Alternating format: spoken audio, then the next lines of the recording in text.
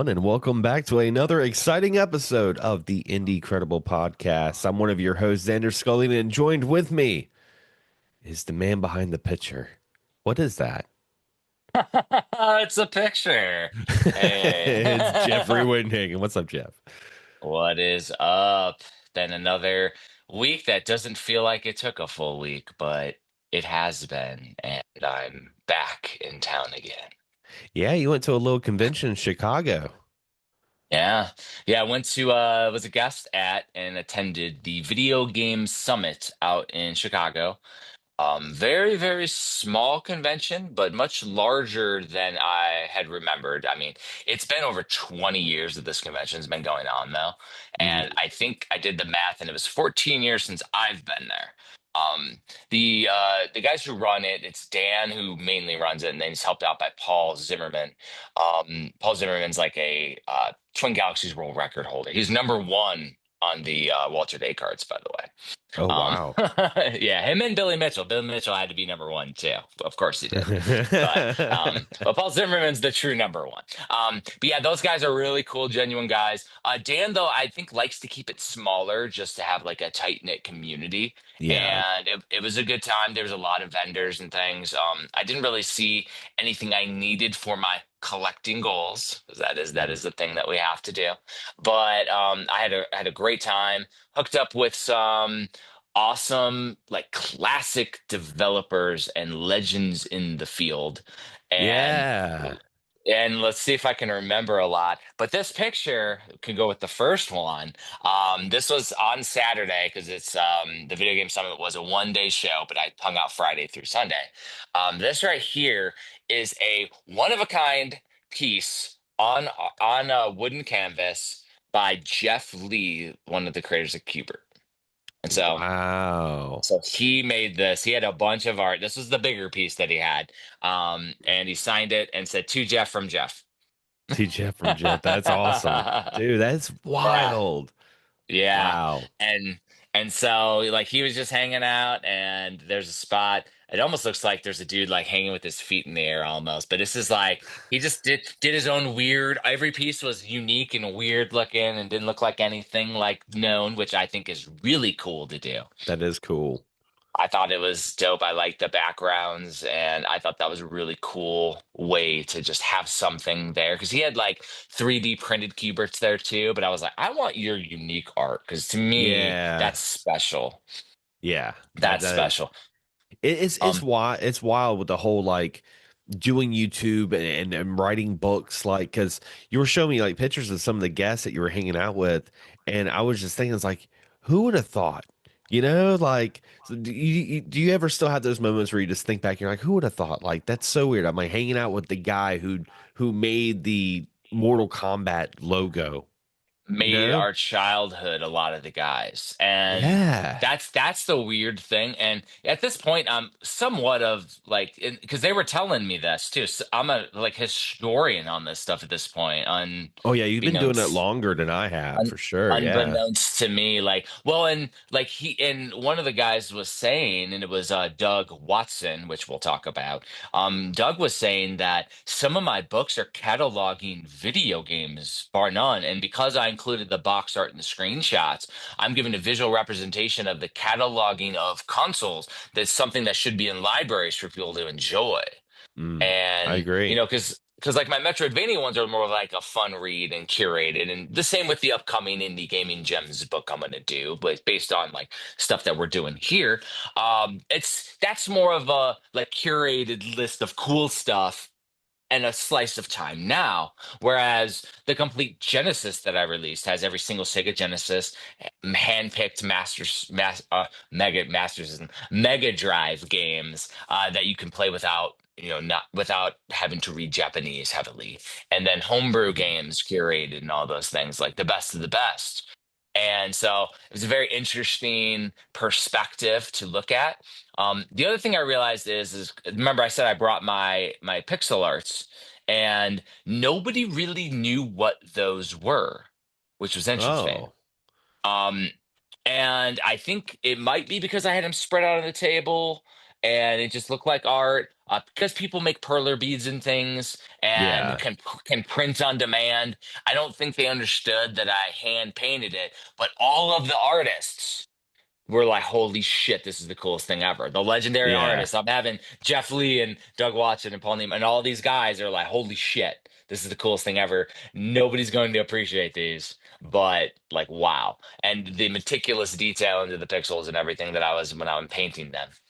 And I'm working on a Crystallis piece right now. Like I Yeah, that's right. forgot to bring the canvas with me at 4 a.m. I did not grab it, but I started working on it yesterday. I got some of the different paints done, and I have three more colors to do: black, dark, super dark green, and medium green. I already got the light Mm. green done, and then that giant ass canvas dragon will be done. I'm gonna probably do a yellowish background because that's the when you fight him in Crystallis, it's a yellow background, so I'll do the yellow Okay. background just to make it look. But interesting. So I mentioned Doug Watson. Yeah. Um, and so I went to dinner with Paul Niemeyer, Mortal Kombat logo. He had some cool stickers, Paul did. I got one right here. This is a sticker that Paul had, and That's these are so off of cool. commissions he done. This is a Robot Named Fight, the game that I published on Switch. So this is probably one of my favorite pieces that Paul did, just because of the canon and the perspective and everything. Yeah. Um, and so we're just going to dinner. He's like, "Oh yeah, this is a god of pinball," and I'm like, "Paul's saying this guy's a god of pinball," and so we're just talking casually and talking about stuff, and Doug's an awesome dude in general, but we're talking and I found out he worked on the playfields and the backglass for Terminator 2, Wow. like one of the biggest game pinballs of all time, and then also like Indiana Jones and like the third game in the pinbot series, Jackbot, and Oh. like dozens of games. There's like 24, 25, probably more games. And then he's like, "Oh yeah, and I'm not much of a video guy because that's what the older artists say. They call it video. But I worked on some arcade stuff." And he's like Yeah. talking about the games. He's like, "Oh yeah, I worked on some of the color saturation for Tron." And I'm like, and Berserk. Yeah. I'm like talking to guys that had a part of Berserk and then like some of the classic games I played in the arcades in the 80s and 90s, and it's just like, it's so he said he's forgotten more than he's remembered that he's worked on. Um and he also worked on some PlayStation games, all the way up to PlayStation. He was working for Activision and all that. Oh yeah. And so like he had worked on some amazing things. And so we went to dinner on Friday and on Saturday. Went to a fancy ass place with that Paul wanted to go to. It was like a Mexican place, but it was like upscale, and they brought us Yeah. to like a tray of mojo. Oh, that's nice. And it was like we got to choose it with the proteins, and then there was a margarita flights and Mm. craziness, and then we went to Prince's Arcade afterward. And I've known the owner for a long time. I realized that I hadn't added him back to Facebook because my Facebook was when it went away. Dude, we were And doing a podcast. We were like 20, 25 episodes in, and we were like, we were not friends on Facebook. you finally earned it, Xander. You've arrived. Welcome. Welcome. Hey, you are lucky, Xander, because normally I have to have a beer with somebody in person or have a drink with somebody in person. It's And true. That's true. yeah, lucky. No, but I only add people I know, and now because I had tens of thousands of people on Facebook before, just as a creator, and Yeah. it got hacked somehow. Tied to the game publishing company, the marketing guy got hacked, and because I was tied, I was held accountable, and they like deleted my stuff, and their process was broken, so I couldn't Mhm. fix it. But anyways, added, the owner of Prince's Arcade, but like I got a cool ass item. It's back on the other side, but it's like this giant coin 3D printed of Carnival. Oh, And nice. Yeah, and he had a big ass event for Carnival and everything back in the day, and so he got us the 3D coins, which I thought was really nice of him. And also, there's it's not a barcade; it's an arcade with like Mm, curated, clean, everything's working. Some random Japanese arcades that you'll never see anywhere but there in Chicago, mm. including that Galloping Ghost down the road, which is a huge Oh arcade. yeah, it's a big Um, one. but but he did have some treats for us to drink because we were there like after hours, basically at like 11 p.m. by the time we got over there. So we were having a good time. Nice, nice. But at Video Game Summit, and by the way, I sold like all my hardcovers to people at the Video Game Summit. There were some OG Hagen's Alley book supporters and things Oh, nice. that were there, and just people that I know. One guy had written a story. Andy Park had written a story in the Genesis book, and he was there selling turbo games and shoot 'em ups and Genesis shoot 'em ups. And I'm like, well, shit, do you have any I need? And he didn't have any I needed, but he had some really good titles. I was like, Mm, he had really good Genesis, Mega Drive, Sega Mega Drive games that were shooters, like curated, and so that was mm, cool shit. The other thing that I had though was I met some of the creators of Activision back in the day, mm. and so I had met David Crane. David Crane created Pitfall. Oh, wow. And yeah, and created Activision the company, like Kaboom, all the classics. I met Dan Kitchen, which Dan Kitchen created like Rocky and Bullwinkle on the NES, Simpsons, a lot of the Mm. games with some of the controls and jumps that used to drive us nuts. Like he created those, and I thanked him for it. That's great. And then his brother Gary Kitchen was there too. Gary Kitchen has his name on an NES game, Gary Kitchen's Battle Tank. So Mm. like he also and Wow. David Crane's Amazing Tennis on the Super Nintendo. That's he's also. But they had new games for the Atari there, and that like look like they rival some of the best, like Pitfall on the Atari. So I picked them Wow. up physically, and they because they were going to sign them. So essentially, there's this game called Casey's Gold. Casey's Uh, Gold. yeah, like, it's a classic. And essentially he signed them for me. This one, it looks like you are going to be like running on the top of a train and going after it. They did a collector's edition where they hand numbered it and gave a certificate of authenticity with it too, which is cool. And then the other thing that I thought was really dope with this is that Activision created the challenge patches, which I gave a tribute to with Premium Edition games back in the day. Um, the interesting thing with this is there is in this game, if you set a record, it gives you a QR code on the Atari or a code. It's probably not QR code, it's probably a code on the Atari. You entered into their website to get your challenge patch. Oh, that's So, cool. so the Atari game is connected as long as that's server mint. So I got Dan Kitchen's game, and then there's Circus Convoy, and Circus this is Convoy. and this is created by Daniel Kitchen, or no, Gary Kitchen and David Crane. So this is created by both of them, and I got them both to sign it. I got a picture with them that I posted online. Same deal with this one. This one though has a ton of mini games in it. So you have Oh. a main game, and then there's a bunch of mini games. And this like little thing is the classic Activision like little rainbow stuff that they do. Um, Looks really cool. Ironically, I don't have an Atari to play these, but Um, and then the final one, they were great at selling it, but also I got it because of a reason. So this game's called Alien Abduction.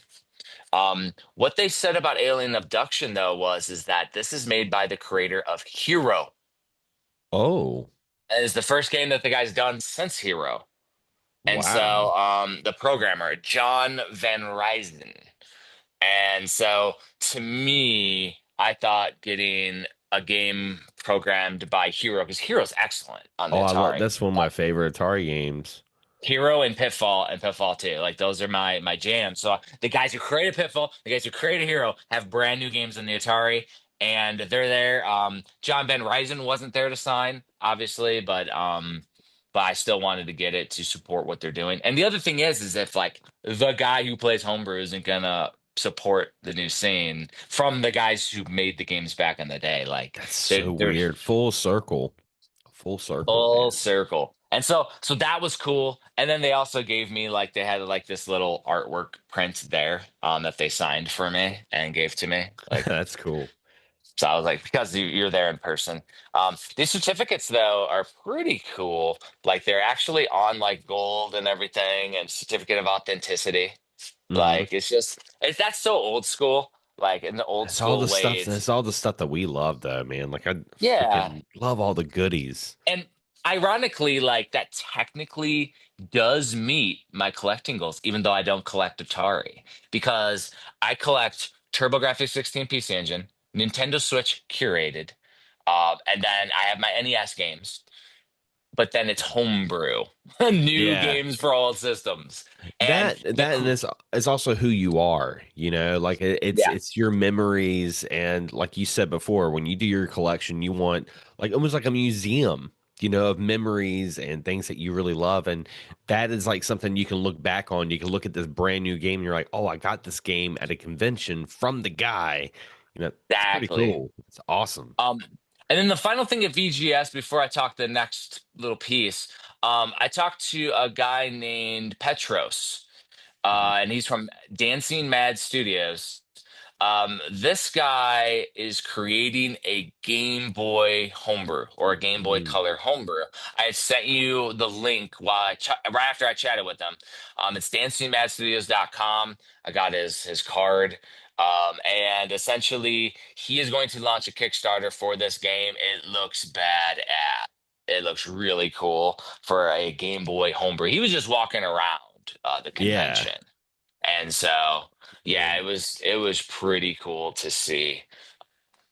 Yeah, and so the other thing was is that so the next day, the next morning, so the convention ended. I was Mhm. hanging out with Steve Wright a lot. I don't know if a lot of people know who Steve Wright is on YouTube, but he The does like a right lot of way. yeah, he does a lot of photography. He's the guy who got like the whole Sega Saturn collection back in the day. Gets a lot of Hmm. kiosks and stuff. Oh, And he's he's got all like, about the thrill of the hunt is what he yeah, does. yeah. Yeah. I Um, love his and content. and we watched AEW All In during the convention. We had it on in the background and stuff, which was pretty cool. But the next morning, we did a breakfast, which was with Jeff Lee, the Cubert dude, and Paul and Doug and Todd Tuckey. Todd Tuckey is in the retro and the pinball community. He ran TNT Amusements all the way back in the day. So he was a guy who actually shipped arcade games to Mm. stores in the Chicago area. So he has a huge knowledge of arcades and stuff. So he's a cool dude. Wow. He like video recorded the whole thing. I think just at Galloping Ghost Walking Around, he had like an hour and a half of content. So apparently there'll be a video with me in it from the convention. Oh And we yeah. all went to breakfast at a dive place, like a bowling alley with a breakfast place. It was good. I had a gyros omelet, so that was cool. Ooh. Um, but the interesting thing was, I was like, all right, so I have an evening flight, and we looked, there was no earlier flights. So I'm like, I'm gonna go to some game stores in Mm. Chicago. And so I thought it'd be pretty cool to check out some game stores and look around. So I put it in the Google machine and there was a couple that popped up. So I go to this first one. It's like Yesterland or Mm. Tomorrowland or something like that games. And I go in there and it's all like Pokemon and pop figures. And then I go into the back into the annex and there's some games. But I look down in the corner, there's Switch stuff. I look down Pigeon Dev Games that I published is in their prestige case. That's And I was like, nice.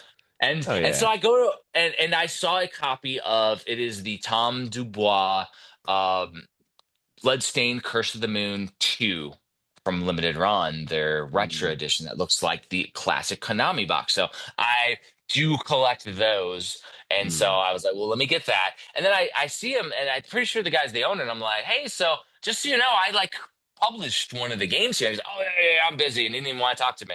Like, I'm like, So I went over, looked at He the wasn't place. I'm like, here well, for it. I was like, all right, I'm gonna buy this game, but I thought it was odd. I was like, okay, you got a guy who actually published something. Like I could have been asked to sign the packaging that I designed or something, you know. He must have been But pissed. Someone must have called out.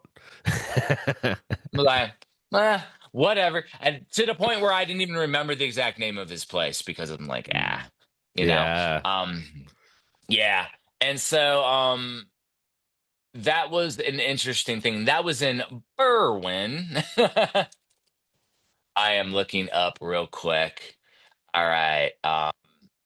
Yeah. So that was it was in Berwyn, which is Mhm. classic. I said it like that because the classic Svengoolie, he does a lot of creature features on Saturday nights, and he's Mhm. been doing it for like 60 years. He every time he says Berwyn, he has like people go Berwyn, and then they throw rubber chickens at him. Twinkle is classic, but it was in Berwyn. So then I go to the other place, and it's called Back in the Game Video Games, That's the one in and Cicero, right? and they had a couple in Cicero. So I just like, let me go to this one. This is the closest one. I just get to go down Cicero Avenue and just check it out. I go in there, and the owner's there, and he's wearing a shirt. They've been in like for 15 years they've been in business, and they do a lot of video game repairs and stuff. But the guy was super cool, and he had like a ton of stuff. He's pulling stuff out of the back, boxed Virtual Boy games and Super Wow. Nintendo games and tons of rare stuff. And it was all like video games too in his store, which I thought was dope. But Yeah. I was like, well, I sold all my paper, my hardcovers, and I just told him, hey, I make stuff. He said, well, let me check it out. So I had all of my paperback books for the Super Nintendo, a complete SNES, and usually those sell at conventions because they're small and they Mhm. go. And I still had like 10 left, so he was interested in buying them for his stores. So Oh, nice. back in the game. Back in the game. I want to make sure I'm saying it correctly. Yeah, Back back in in the the game. game is is holding or has Hagen's Alley books in there, and he's gonna look on the website and stuff. And I said I'll give him a shout on this episode. That's why I want to make sure. Yeah. Back in the game, guy was super cool.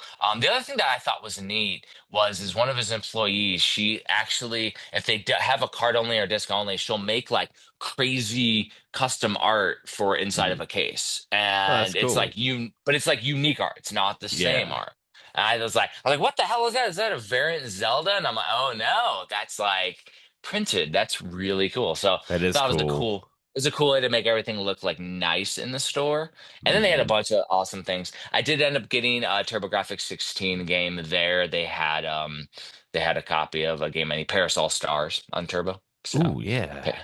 Yeah. Oh yeah. Ooh, a good game. uh, and then I didn't have a copy of Monster Hunter Rise, so I picked that up too. So, super cool though to see, and see that there's people that are doing game stores, the right way, Yeah, which when was you said that it was like video games and video games only, I was like, oh, because like even my local oh, retro, even my local retro game store, like I went there a couple of months ago, and I don't really go there that often anymore, but I went in there, and it's like they had all the retro stuff, but everything else is like figurines, comics, just trying to just fill in that little bit of every single little corner.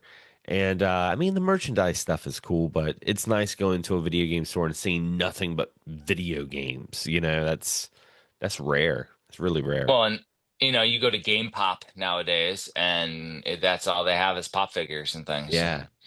And I mean, I did get my Donkey Kong Bonanza yesterday, Mm. so badass. By the way, I played for a couple hours. Like it is a Mario 64 style epic game. Yeah, Like I can't it's wait to play it. dude, it's insane. You, It's freaking nuts. the best part is because I'm planning on getting the Switch 2 in September. By the time I get the Switch 2 and I get Donkey Kong Bonanza, all the hype will be dead. Like no one will be talking Dude, about it, and I'll start playing it, and it'll be like just a brand new experience because I haven't looked at anything about the game. Like I want to go into it me neither. completely blind. Me neither. And that's why I'm just gonna say. freaking badass. It definitely hits the nostalgic ticks. That's And awesome. you say by September. I argue that in this gaming climate, next week, week after, it'll be gone. Oh yeah. Because Oh it's yeah. like boom, boom, boom, boom. It was like the game that I picked up that I don't even know if you knew what it was. This game, Star Odyssey, or Yeah, I didn't. Star Overdrive. My bad. Star Odyssey is a Genesis Mega Drive game. Star Overdrive, and you didn't even hear of this, right? Mm-mm. This was No. on a Nintendo Direct. Like, Wow. yeah, and so this is Breath of the Wild on a hoverboard with a guitar on your back. Like cool as shit. And the game is epic. Ironically, back right when I was selling premium to Josh, that game was on the table to sign for premium. This is on the table to sign, and it was interesting because didn't. Um, Silver Lining is who ended up doing the physical of it. Silver Lining has some really good games for their physicals. So glad to Hmm. see that it has the physical treatment. This is a game not hyped. Released at the wrong Yeah. time. Released in Hmm. Donkey Kong Bonanza time. However, I am going to play this after I get the Donkey Kong Bonanza out of System. my system, because yeah, it's and I am like, so I'm an old school gamer. I'm OCD, but I'm trying to like avoid the thing of scouring every inch of every map, because then I never get to the games and then I stop playing and I don't see Hmm. everything. So I'm just Yeah. trying to like just flow. I'm gonna flow with these I games, the all of them as we play going forward, man. I have a weird thing when I'm invested into a long game. I have like because I try to play the game all week, but I have like days that I have like just play around days where I just explore and I just like do whatever. And then I had those days where I'm like, all right, I gotta play the main quest. I gotta get through this because my main thing is like I just want to finish the game because Yeah. nothing irritates me more and there's nothing I can do about it but like getting games and not finishing them and getting more games, the backlog. We all have them. I must really irritate the shit out of you, because I beat a couple games a year and I own thousands. Yeah, I mean, because sometimes I'll be like, Anxiety. I'll be buying a game and I'm like, yeah, man, I can't wait to get this. And I'm like, I should have played this game. I should have beat it before I got this game. And Yeah. sometimes I'll police myself and I'm like, nope. I did that with Breath of the Wild. When Nope. it came out for the Wii U. I was like, nope, you gotta beat Yakuza Zero. And then after Yakuza Zero, then you can play Breath of the Wild. Or maybe it was the other way around, but Yeah. yeah. Yeah, I Well, couldn't play them both. there's sometimes though where I get a little burnout on the game playing it for so long. And then because I also don't play games for a long time anymore because of the Yeah. nature of life. And Yeah. so I like to pop in another game and so I like to have the variety, but it's to a ridiculous extreme at this point. I mean, I have so Yeah. many video games that I'll never get to them in the next 100 years. And so it's but I do like the idea of like jumping into the latest and greatest and enjoying it Hmm. too, and also supporting what I believe in. Because if I don't buy it, especially if it's like a Star Overdrive and niche, there's not going to be a demand signal for the developers to make more games. And Yeah. so, from an indie perspective, that's why I like doing this podcast too, because from an indie perspective, like showing the demand signal that we are interested in these things you guys are making is Yeah, and important to me. we've had some indie developers, reach out from listening to the show and just being like, "Oh wow!" Like with Pinball Spire, I know the developer. He was like Oh, really stoked to hear us talk about his game, and it's still one of my favorite games on Steam. Pinball Spire is great so one. good. Oh yeah, Great one. And that's where it's like it's been interesting. And I mean, even from the AAA titles, like I haven't played through even past probably 5 seconds of a Yakuza game, let alone yeah, all eight to ten of them that there are now. And they're all, to me, it's the perfect what I wanted Shenmue to be. And so like yeah. I want to play them, but I haven't. And not that I haven't been interested, it's just it hasn't popped up. And it's an And I have investment. Yeah, it is, but on the yeah. other side, I'm playing the Donkey Kong game. That's an investment now. I'm likely going to get Elden Ring Night Watch. Mm. I what? Hey, did you realize that the new Elden Ring DLC is not DLC? I didn't know that. Oh really? Oh It's a standalone.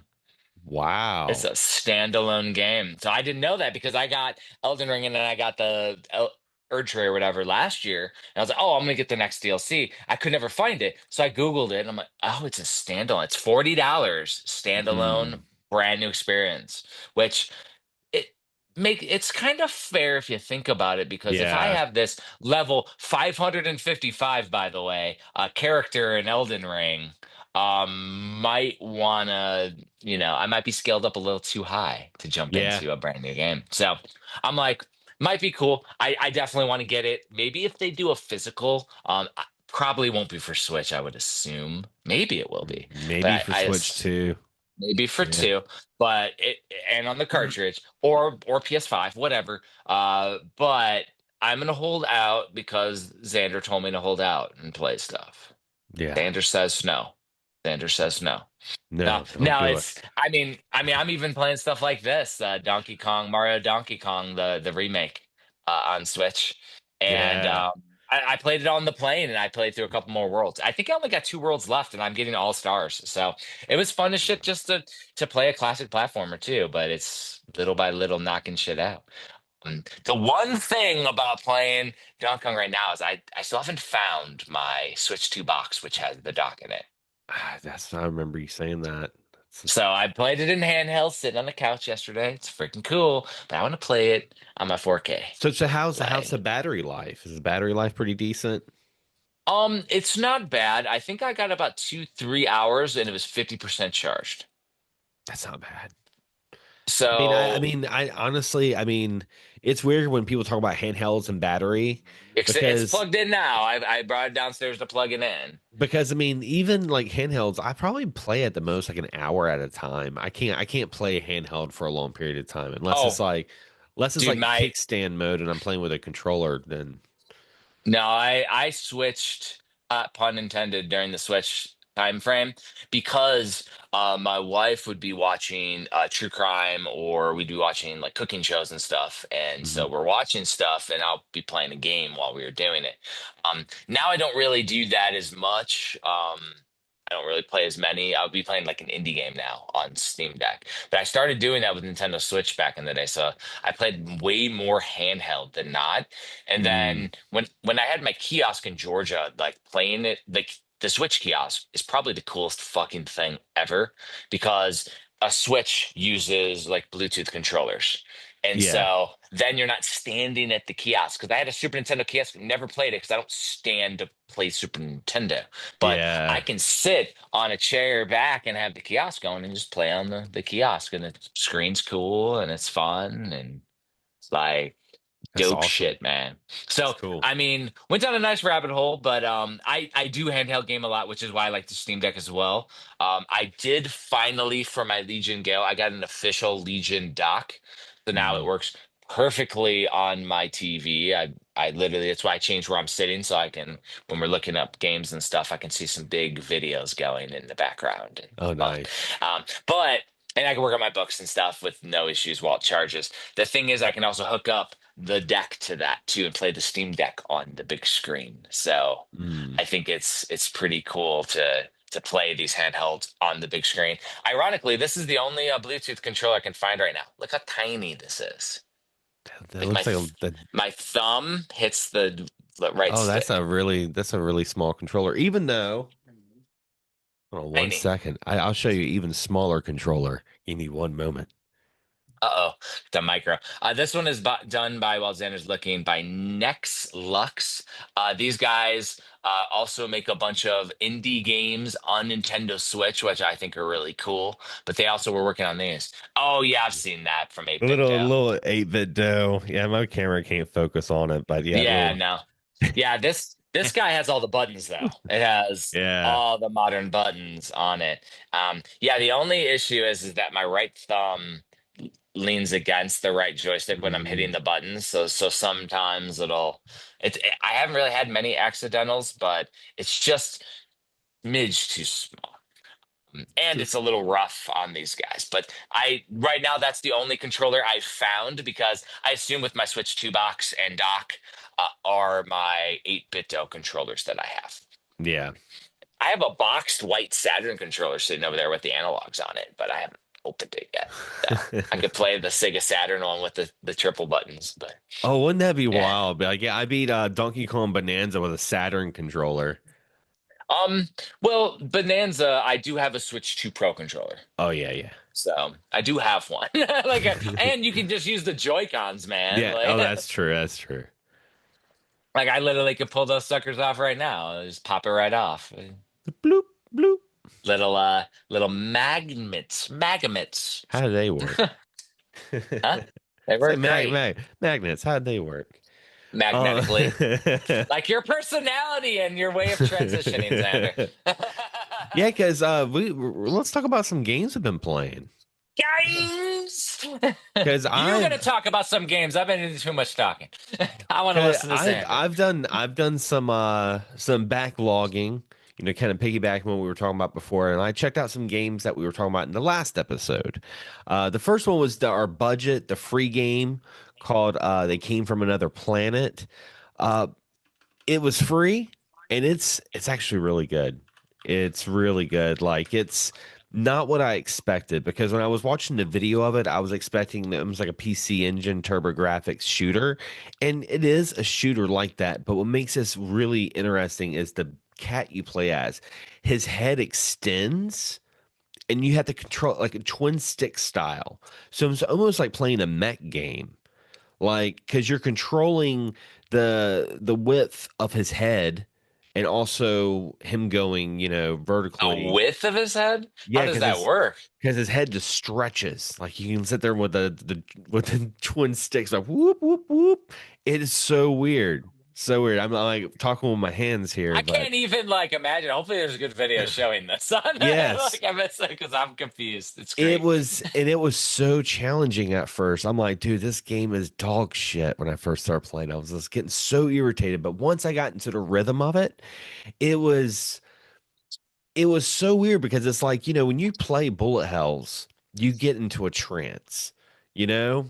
And that's what I always love about bullet hells, get into that trance. But this game, there's so much control you have to do with his head. It keeps you like in fight or flight mode the whole time because you want to extend so you get all those little star points, but at the same time, that extends your vulnerability so you can die a lot quicker. Ah, that's wild though. I just thinking like you're talking about like the heads going whoom whoom whoom Yeah, whoom because whoom. it stretches. It's like his head like stretches like vertically. It's so Wild. weird. But yeah, Now I'm so it was I gotta free. watch video. Oh, it's like I see what you're saying now. Yeah. Because it's almost like Arkanoid or Breakout, where your character creates the paddle that hits some of the pieces and then turns into shoot 'em up mode and you can shrink it. Yeah. It That's so is. weird. I could see where you get frustrated as fuck until you figure it out. Mm-hmm. Like, holy shit, that looks wild. But it's really Cool. cool. It's free. It was a lot of fun. So I was playing that. I also checked out another game, Dreams of Ether, because we were talking about that. Dreams of Yeah. Ether was the WarioWare style game that was it Um, was like yeah. yeah, it was like 2.99. Um, and I have really enjoyed it. I will say this, when it comes to the story, I can't really tell you too much about the story because I skipped a lot. I'll be honest, I skipped a lot of the story. I was just like, I'm gonna skip Poor it. devs. But the game itself is WarioWare through and through. Like, because each stage is a part of the story, and then you have the waves, then you get the faster waves, and then you have the boss, and each one has unique, like fast mini games like WarioWare, and they do a lot of like nods to the like retro stuff like Punch Out and Zelda and stuff like that, like making their own little versions of it, like a little nod. But it was a lot of fun, a lot of fun. And I'm guessing from what I got from the story is like you're inside this person's head and like you're trying to like clean their dreams. And I think Ether's the dreams that you're in or whatever. But it seems Oh, like that's Ether. Yeah. For not watching the story. That sounds very story driven. It is story driven, but I was like I'll just get a little bit of taste of the story because I really wanted to play those mini games and Now, like when you say like Zelda and Punch Out, were they like little mini games based on it, or were they actually like yeah. fleshed out at all? Oh no, they're just like little quick like boop boop boop, Huh. like very WarioWare like there was one where like you're paddling a boat, so you have to like hit the left and right trigger boop boop boop, stuff Boop like boop that. boop. Boop boop boop. Exactly. A master of the boops. But yeah, that That's that awesome. I've been playing that, and also last but not least, I went back and played Pizza Tower because I've just Yeah. been seeing the rat from Pizza Tower. Like a lot of people's been making memes with the rat, and I was just Oh, like, man, I need to go back and play Pizza Tower because when I bought it on Steam, my mini PC at the time ran it, but didn't run it well. So now running it on the newer mini PC, oh, it runs flawlessly. So I've been like, all right, I'm gonna dive back into this game because it's really really fun, really good. the tower's awesome though. Like Hmm. that's a fun one. And I have a plushie of Pepino. Oh yeah, Yeah. Wild stuff that I have in my house. Like it's craziness. Craziness, man. Yeah, but yeah, Pizza Tower though is a good one. yep. So that's pretty much all I've been playing. Been playing a little bit here and there. I'm off work today, so I plan on diving into some other games because I did throw some games on my wish list the other night that I still haven't really looked at because I was having a couple of beverages and perusing the Steam store, which is probably very dangerous, but yeah, I didn't wake up with any crazy charges, so it's all good. Nothing wrong with that. Yeah, it's been an interesting week too. I did play two randomizers this week. Because as I'm unpacking the house, I did end up moving the entire retro sim down to the basement. Lots and lots of hours of moving boxes, and put down the calories. So I did it. But I did play a couple randomizers. First one I played was, and these have been in my list for years. So I've had Oh them wow. for a long time. One was Towaga, Oh yeah. Towaga. And you're like this crazy looking duck. It almost looked like Maui Mallard back in the day on the Super Nintendo and Genesis, like the Donald Duck like ninja game. But essentially, it's like there's a lot of lore to it and like almost like Aztec vibes to the point where you're like standing on top of a giant pyramid, Aztec pyramid. But Oh wow. but it's only a survival game, which I thought was weird. It looked like it would be like a platformer or something, but it's a Hmm. survival game, and you just hold the thing and shoot a beam, and you kill all the enemies. The enemies appear, and you survive, and you kill the enemies. And then if you get too many near you, hit a button and go, and then you just keep Hmm. on grinding them all out. The story though is really really cool, but the gameplay is super repetitive. After a couple of waves, it did go into like almost shoot 'em up mode. And so Hmm. then you can move the character around because you're just standing there. You can't move. And Ah. so you're just shooting. And then you get to shoot 'em up mode and you're flying and you can kind of move around. And that's actually really cool. That I only had one, maybe two waves of that. Hmm. Uh, but unless there's more waves later in the second or third rounds, like or a different part. Right now, the game is a little repetitive for me. Not something I necessarily will go back to, but Hmm. not not that it wasn't well done. It's very well done. The art's great. The controls are fine. Just not my style of like like tower survival type deal. Yeah. Yeah, those games can get kind of repetitive sometimes. Like you got to throw Yeah, something in there every once in a while. This next game that you were playing though, it's fucking wild. dude, this I was watching the B-roll to it and I'm like, okay, what's going on here? And This so when I got the game, I thought it was like an action platformer style game. Oh no, this is a turn-based role-playing game that you are an yes. cop. This game's called Axe Cop, and you're a cop like that looks cool as shit with his shades and everything, and he has a battle axe. Yeah. And I had played this back in the day, so I just continued my save. And I'm in this giant dinosaur world. And essentially, there's dinosaurs around on the pixelated style landscape, like a JRPG. And then when you go near them, you get into a turn based battle. And I had another character with me who's like a whistler. and you can whistle to lower defenses and shit. Oh, that's And awesome. it was so wild. And then when you beat the dinosaurs, you put their heads on a pike to keep away the other dinosaurs. And the idea was to eliminate, I think it was 18, 16 dinosaurs on the stage. And then it gets you to like this giant mountain, and there's a T-Rex up there for the boss battle of the Oh area. man.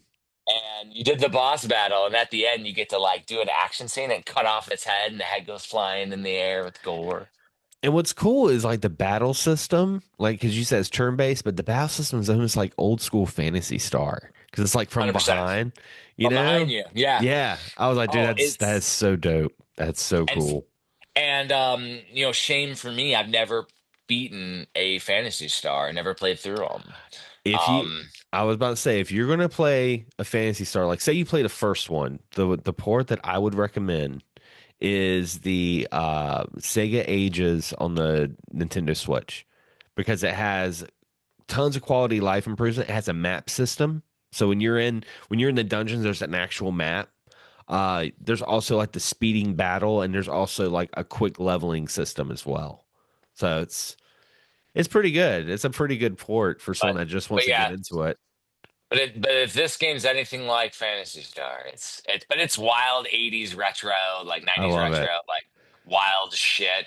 And this game is absolutely in the long-term backlog. But when it pops up in the randomizer and I play it, I'm like, oh, I fucking forgot about that. It was like really cool to play again, right? Especially after, kind of playing through Towaga and being like, oh, this game's okay, it's fine. And I'm playing this one, I'm like, hell yeah, this gets me right back Yeah. in. Gets me going, man. Gets me, really turns me on, Mean Gene, as Hulk Hogan would say back in the day. Really turns me on, Mean Gene. Well, I think that Well, I think this is going into the new and noteworthy because it is. this game kind of gave me a surprise because I've heard of the series Oceanhorn, but I had no Yes. idea that Oceanhorn was doing this. Yeah. Oceanhorn Chronos Dungeon, Chronos Dungeon. which Yeah, no, is it's a oh new man, chapter. It takes place 200 years after Oceanhorn 2. And both the Oceanhorn series are like Zeldas, but yeah, they're more like modernized. This hmm is like retro looking, Link to the Past style, pixelated graphics, but it's also not a Zelda like. It is a online cooperative, Xander. Uh-huh. But it's more of a like roguelike, yeah. seemingly. But it looks freaking amazing. It looks so freaking cool, and I added it to my wish list. I mean, because I'm a Me big too. fan. I'm a big fan of FTG Entertainment anyway. Because they helped with Monster Boy, which I freaking love Monster Boy, Love Monster and Boy. also Vintage Kid or Vintage Boy. It was like a Mega Man style game. They did that as well. That one was really good. But Vintage Boy. yeah, this Oceanhorn game, I'm looking at the price. It's only 8.99. It's not bad. Says there's remote play together on this thing. It actually doesn't say online. It says four-player couch co-op though. So there might be a way for us to still play online together. I hope there Yeah, is. This would be the game that we yeah, play, and you could like stream this shit. Like we should probably try to. It is $9. yeah, So not that bad. All we got to do is set up a time, Xander, and we play this shit online. We need to set a game. We got to freaking make it happen now. yeah, And then play whatever else we could figure out. It has mixed reviews, but I don't judge reviews. yeah. So And I mean, and then it's $9. I mean, come on. I've yeah, spent $9 on a freaking burger that had no meat on it. So I spent like more than $9 on one drink yesterday. Apparently, I didn't even know. Motherfucker. now, in the world of beat 'em ups, when I was reading the show notes before I looked at the B-roll for this game, you had in quotations you put beat 'em up, and I was thinking it was going to be like a Double Dragon 16-bit, beat 'em up game. Dude, this game right Well, here, now Heroes of Mountain Dragon, gives me Heroes of Mount Dragon. it gives me Xbox 360 arcade vibes in a good way. Oh, yeah, like Castle Crashers, or actually from my because that's from like the character select screen, like Castle Crashers. But I think like Sega Saturn, Yeah. like the classic Sega Saturn beat 'em ups that exist, or Oh, what is the one that was released on Xbox Arcade and I think PlayStation 3 later, like Dragon's Crown, like that style. But also like the craziness of a Power Stone in there. Yeah. It Like looks really, really good. I was like, oh, okay. really well You done. know, because like again, I was just thinking it was going to be like a medieval 16-bit, like, oh, it's like Golden Axe, but with worms. And I'm like, oh, cool. But no. No, man, this game is insane. It is like you get to transform, you get to it's a co-op brawler. Again, this is all co-ops. A side-scrolling beat 'em up. But the thing is, it's the artwork that's so well done that gives it's like animation Yeah, style. it's got a very fluid animation and everything's like very like dark, like shade. Like everything has like very defined lines and dark in that sense. So it gives it like a Yeah. really good contrast, especially when you have so much going on. It gives that little bit of extra detail. So I feel like you wouldn't get lost in the sauce with the chaos if you're playing like four players at one time, you know, which is always a Well, and problem sometimes.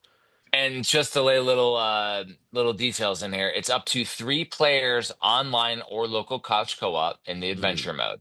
So another game we could play online. It is $25. yeah. However, there are legendary developers that were part of this apparently. 'Cause this is the only game this developer's made.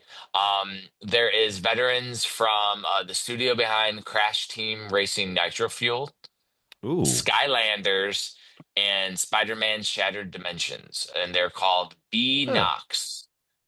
It's the Huh. debut title from Rune IQ. That's the developer, but they're founded by veterans from Beanox. So it's like an indie company from legendary developers. Um, Mm. I consider that still indie until Yeah. they get known and make billions of dollars or something.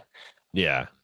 But yeah, so there's some legendary developers involved with it. Well, I mean, Skylanders is a huge title, so like I mean, you got some crazy stuff there, and it looks really, really freaking good. And so I added it, $25, a bit much in this day and age for the indie credible duo here. Yeah. However, and two now online co-op games that we could potentially play. Now, unfortunately, this next one is not co-op, but I have played this game and Yep. I've talked about it in a previous episode. I need to actually play more of it. But this is I don't think Ruffy. you ever added this game to the notes, though. And yeah, I didn't add it, and that's why it happened. Um, I Yeah. need to add to the show notes because yeah, this is Ruffy in the Riverside. Uh, Yeah, yeah, yeah.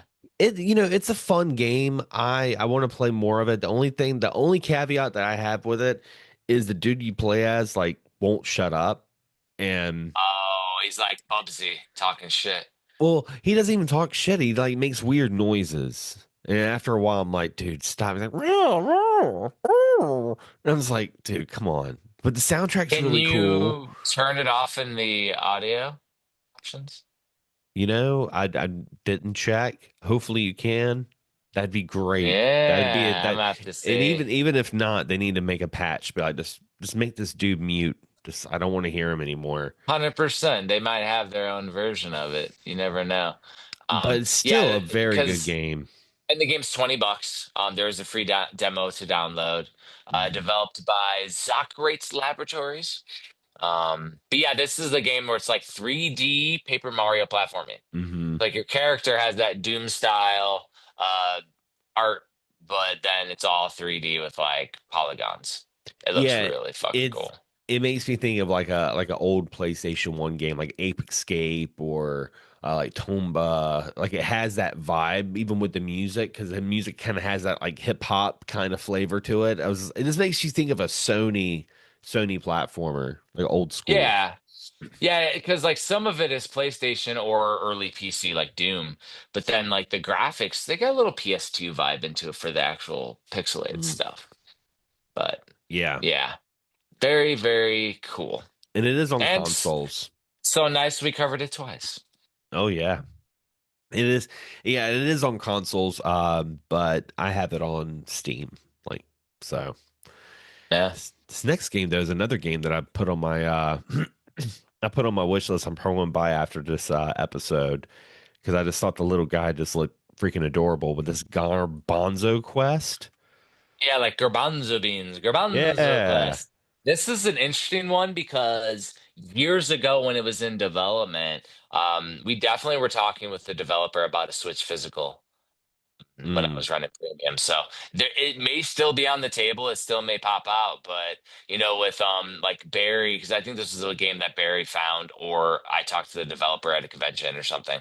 But the game is cool as hell. It's I played the demo back in the day, the Hmm. alpha, the beta build or whatever, and it was really freaking cool. Now they added more and more personality to it. Like the game just has so much like a vibe to it as a Yeah. platformer. I really Yeah. like it. I like the it's like all looks like it's all hand drawn and it's like Yoshi's Island, really like 90s style. Uh Pixel art. yeah, I really like it. So And yeah, added it to my wish list for sure. it is a $20 game, so it's a little bit pricey for a retro platformer, but it seems like the game has a lot of content to it, like Yeah. with different character like costumes and different platforming challenges. I'm not sure if there's different abilities, but use your own spit as a weapon. The dude And just looks he it just looks so is, derpy. I love it. I think it's two-player as well. Oh, It doesn't really? say two-player anywhere, but it says you play as Garbanzo and Pinto if you have a buddy. Tells Oh. me that there's two-player. Um, I mean, you got to beat the evil Billy Bones. I'm just saying. If you don't beat Billy Bones, it's gonna be. But it's all handcrafted levels. There's challenging boss fights. You get badges. Oh, it that give you new powers. So there are new powers in there, Ah, and okay. none of that is shown in the trailer. Um, so to me, there's a lot of content here, which is why when I was running Premium, I was interested in signing it because like those are the type of games that just look impressive to me and like the stuff that I like to put my name on. Yeah. Yeah, this that game looks awesome. So yeah, so this next one I figured you would think is really, really cool. Oh yeah. And it's cheap and it's awesome. Robo O is like an 8-bit style mech fighter.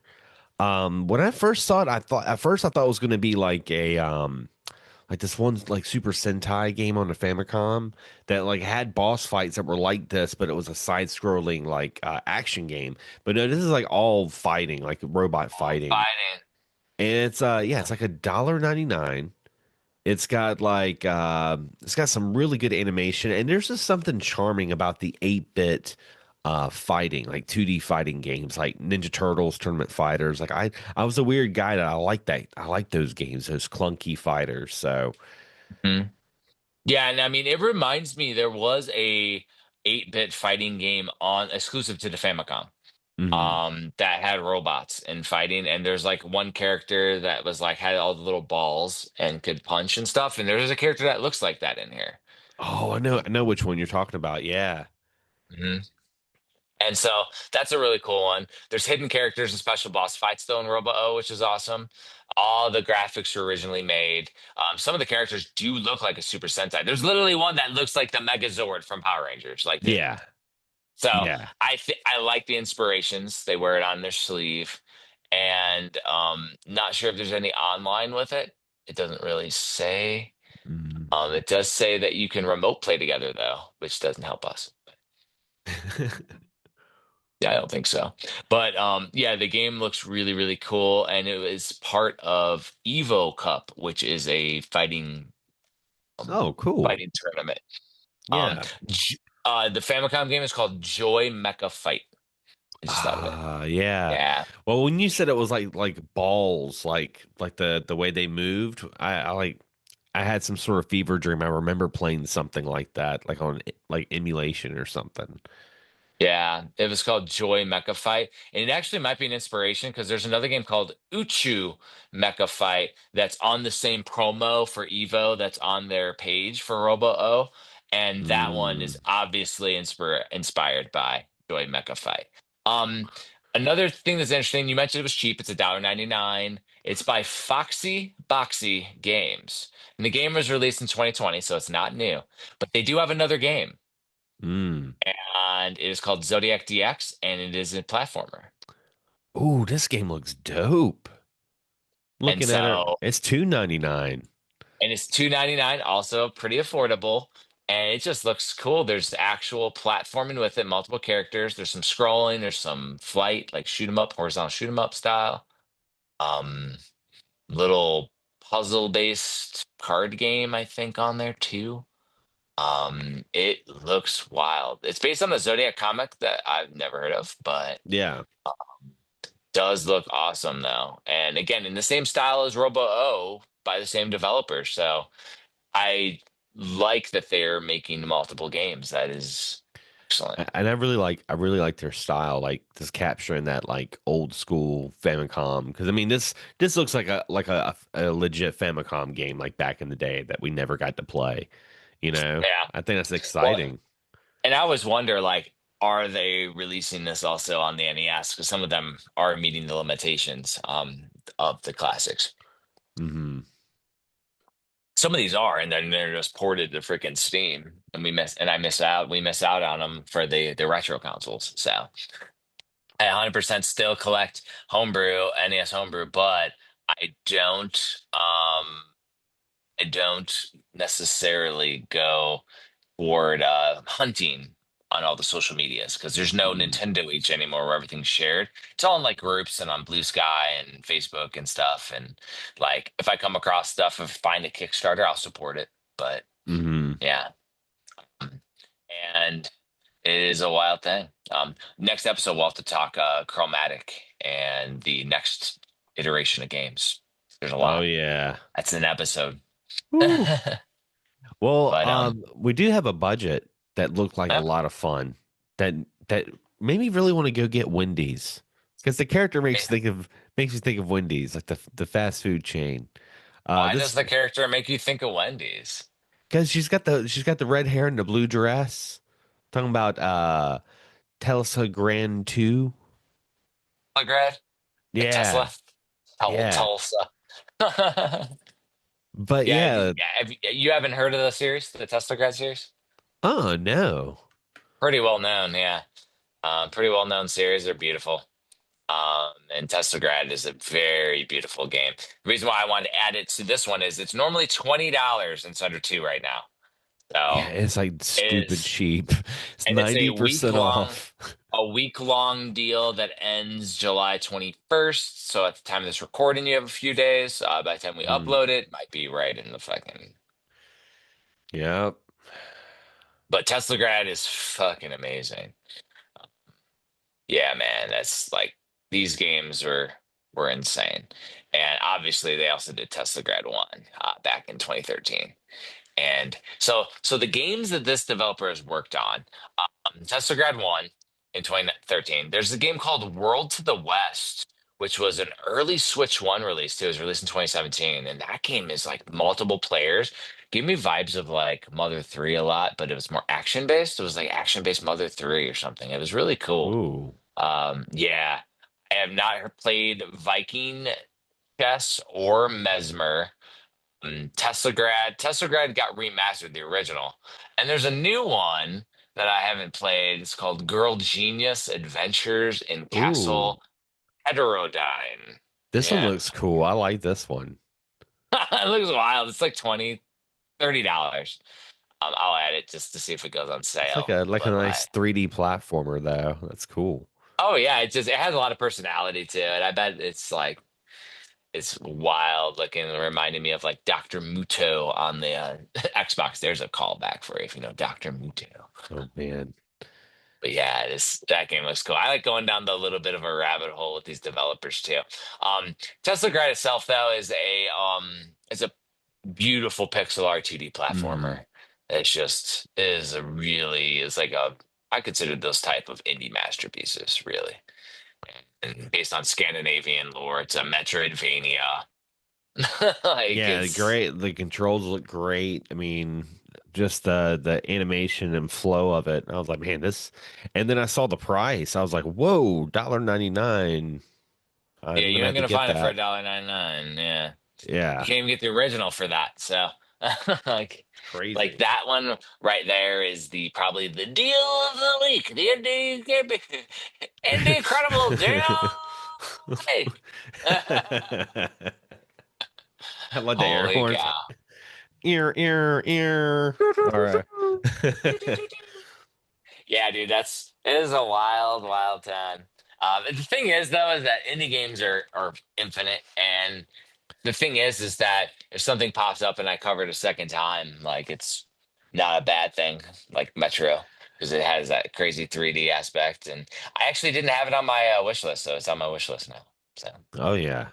I mean, man, there are so many games. I mean, you think about when we started making we start going through our episode, like doing like games of the year and stuff like that, man. It's gonna be wild because I mean, we cover at least 4 or 5 games every episode.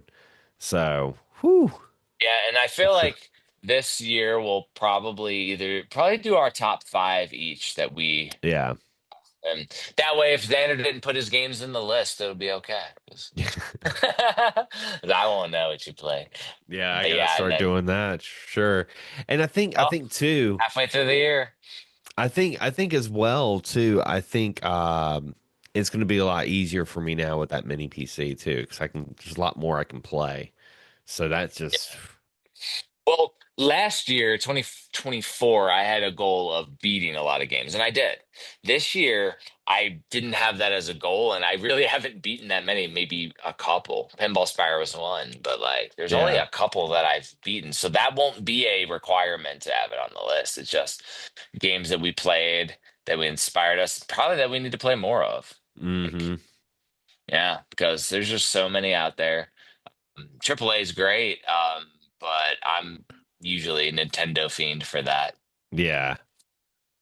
Yeah, I mean, It's freaking wild. I am so out of the loop when it comes to like what's coming out right now. I mean, I know about Donkey Kong, but everything else I haven't really been paying attention to. I mean, I know Shinobi comes out in August. I'm excited about that. I mean, that's kind of more modern, but Shinobi and Ninja Gaiden Ragebound, I think it's called.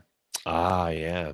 Both of those are looking awesome. But that's like retro and like awesomeness. So Yeah. I have no complaints with that. And those are like I consider those like not AAA, but they maybe they are, but they're like Nintendo's like first party style, like all the crazy Mm, games. The thing is though, is that we had mentioned it, like nobody's gonna be talking about in a week or two, nobody's gonna be talking about Donkey Kong Bonanza, which is yeah. wild. Yeah. But like there are so many AAA titles for PlayStation 5. Like I'll go to a game store and be like, "Oh, these all look fucking amazing." I don't even hear about them because people probably covered them the first week. If I don't follow their channels, I don't see them pop up, and I don't hear about them. So to me, later on, going back to this generation, it might be fun to collect PS5.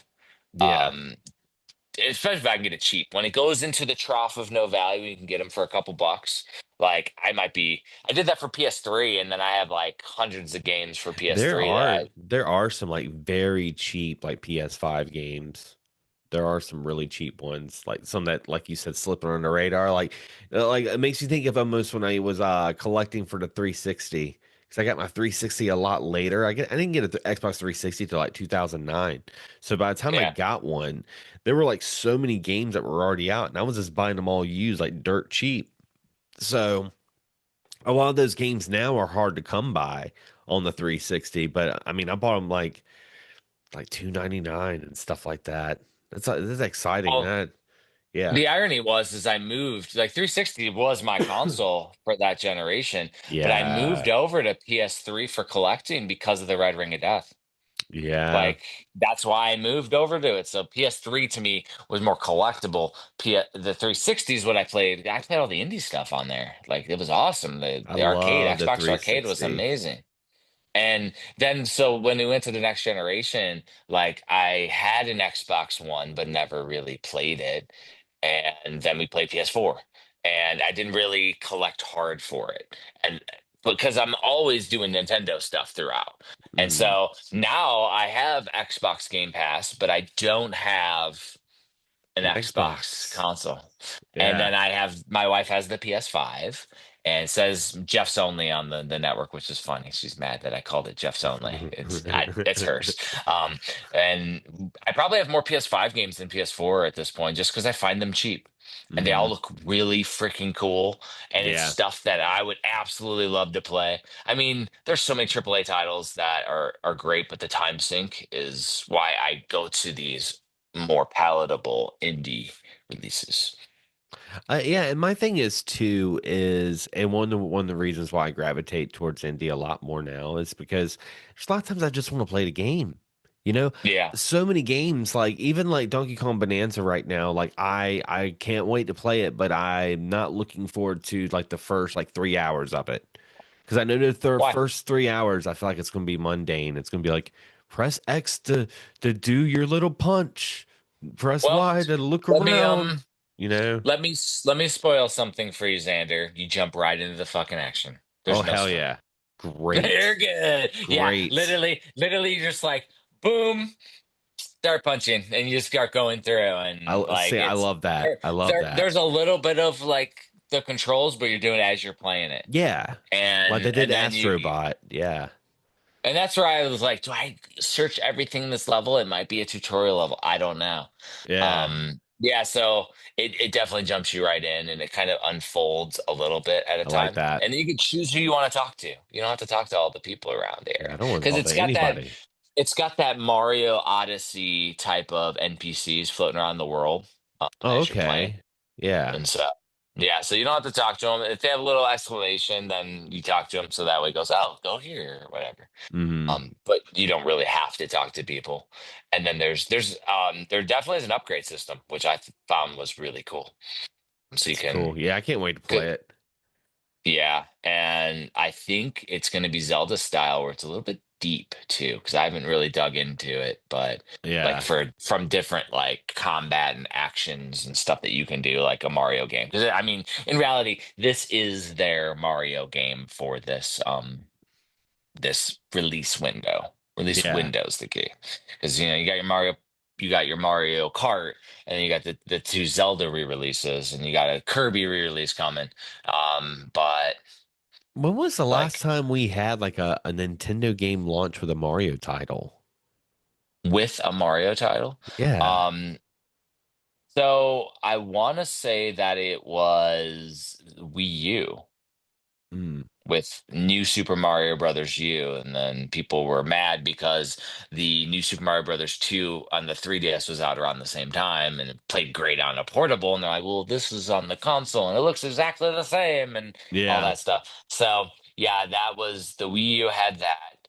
I don't because we didn't get a Mario title on Switch until later. I mean, Mario Odyssey came out like the Yeah. next fall or the next year or something. Hmm. But yeah, it was, and then Mario or Super Mario, New Super Mario U, the deluxe or whatever was released, but that wasn't in the relaunch window because Yeah. it was Zelda's. They've been doing Zelda's with it, Hmm. um, which I am iffy hit or miss on the re-releases on Switch too. I don't because like I do like the idea of playing Breath of the Wild and Tears of the Kingdom better, but on the other side, if I wasn't a huge Zelda fan with collecting goals, like I may not like have bought them. And that's where I'm Yeah. like, do I buy Kirby and Mario Party? They're both re-releases with a little extra content.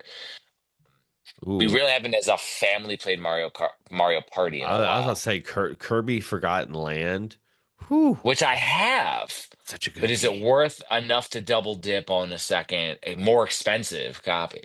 I would say if you're a big Kirby fan, yeah. And the only reason I would say that is because I played the game not too long ago and it does have some like really bad screen tears in parts of the game. And like that would be a good improvement. I don't know how much the Uh, upgrade would be though, well, but however, I think you're paying for the extra content because, I mean, I could be wrong, but it all plays better on Switch too. So the screen it's tears might be good. gone It's a on good my copy point. I already own. It's a good And point. so I'll I test it am out. Yeah, I am very excited about testing out new games on Switch 2, which is like because I feel like it plays better too. Like the graphics just play a little bit better, but the gameplay has been tighter on Switch 2, which is good. I'm trying to move that so that was doing a flashy on my face. That was Tesla grad still playing video. But yeah, so that's why I'm excited to play all the games again. And now I got all my Switch games back because I've been unpacking a little bit. So I actually have all my Switch games I've bought in the last 2 years, which I haven't been collecting hard, and I still have a lot of fucking Switch games.